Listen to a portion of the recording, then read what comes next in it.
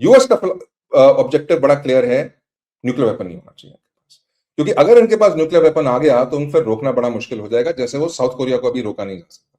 But south Korea religious पागल नहीं है, तो उनके पास न्यूक्लियर वेपन हैं, पर वो दुनिया को डराते धमकाते नहीं है। पर अगर पर ये लोग रिलीजियस पागल हैं, तो उनके पास न्यूक्लियर वेपन आ गया तो वो प्रॉब्लम हो जाएगी। उनका नंबर 1 था न्यूक्लियर वेपन नहीं होने चाहिए इनके पास। नंबर 2 था कि इनकी जो रॉकेट फोर्सेस है, तो मैंने इंडिया अक्षय कपूर टॉक्स पे करीबन 10 वीडियोस बनाए हैं ईरान वॉर पे, लोग वहां जाके देख सकते हैं, पूरी वॉर डिटेल में कवर हुई है।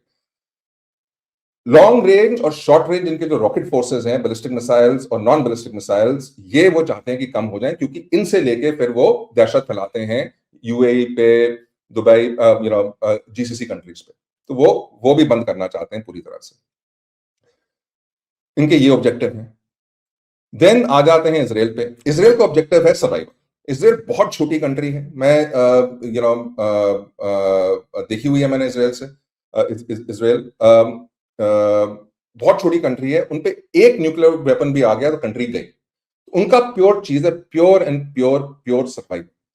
उस सर्वाइवल के लिए उनको 2 चीजें चाहिए, 3 एक्चुअली।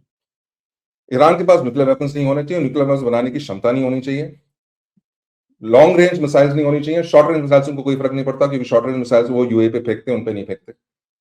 और इनके जो टेरर प्रॉक्सीज हैं, हमास और हिजबुल्लाह, ये खत्म हो जाना चाहिए, नहीं तो उनका जीना दुश्वार है, वो खत्म हो जाएंगे। उनका ये ऑब्जेक्टिव है। फिर आए जीसीसी की कंट्रीज। जीसीसी की कंट्रीज बेसिकली बहुत दुखी है ईरान से, क्योंकि ईरान उन पर बहुत अटैक कर रहा है।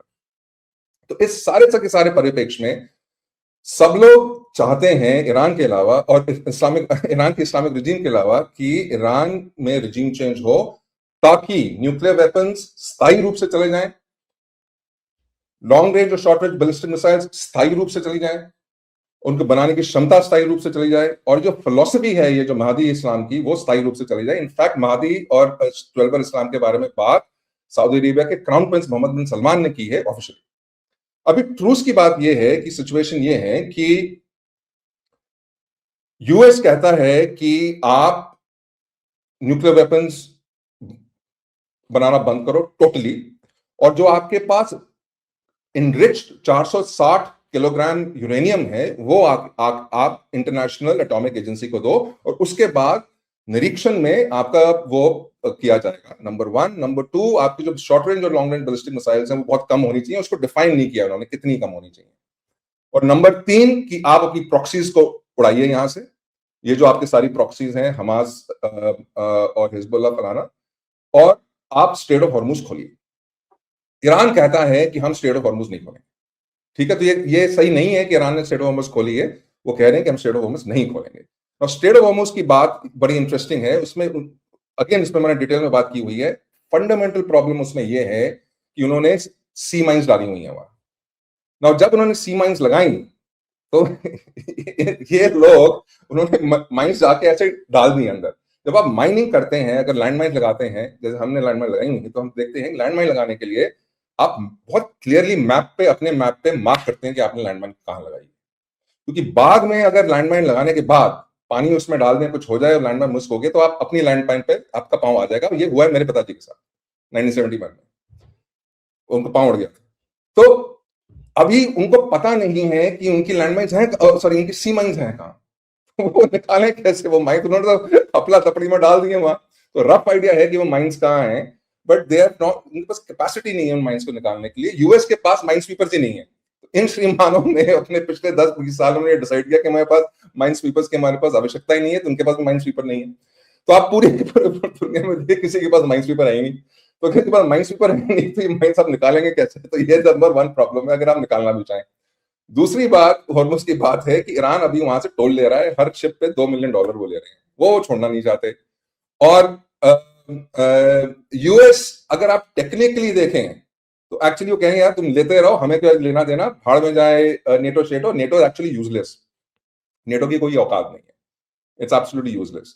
तो वो पहले कह रहे थे कि भाड़ में जाए स्टेट ऑफ हॉर्मस, हमें नहीं कुछ करना स्टेट ऑफ हॉर्मस से, आप देते रहो अपना 2 मिलियन का ये, अपने अपने आप खोलनी है तो खोल दो। हमने तो ईरान को ऑलरेडी डिस्ट्रॉय, मतलब रिजीम के वॉर मेकिंग पोटेंशियल को डिस्ट्रॉय कर दिया ऑलमोस्ट। बाकी ये लोग जो यूरोपियन कंट्रीज हैं, जो आप जिसको नेटो कह रहे हैं, ये तो टोटली इस्लामाइज हो गई हैं। तो इनकी तो फटकी रहती है इस्लाम से पड़े लैंग्वेज, तो इनकी हिम्मत नहीं होती कुछ जाके करने की। ठीक है, यूएस को जरूरत नहीं है स्टेट ऑफ होमस की, क्योंकि उनका सारा तेल अपना ही है। पर अभी आज ट्रंप ने ट्वीट की है कि चलिए, आप लोगों की हिम्मत नहीं हो रही ट्रेड हॉर्मुज खोलने की, डिस्पाइट द फैक्ट कि हमने सब क्लियर कर दिया है ऑन द साइड्स, चलिए हम जाके खोलते हैं, कोशिश करते हैं। उन्होंने एक डिस्ट्रॉयर भेजा है, पर डिस्ट्रॉयर नहीं खोल पाएगा, क्योंकि डिस्ट्रॉयर लैंड सी माइंस नहीं निकाल पाएगा, क्योंकि वो इक्विपमेंट को पता नहीं कि माइंस कहाँ है। तो इट इज एक कॉम्प्लेक्स सिचुएशन है। ये मुझे नहीं लगता कि ये हॉर्मुज खुलने वाला है इतनी आसानी से, क्योंकि जैसे जैसे बंद किया हुआ है उसको टेक्निकली खोलना बड़ा मुश्किल हो गया।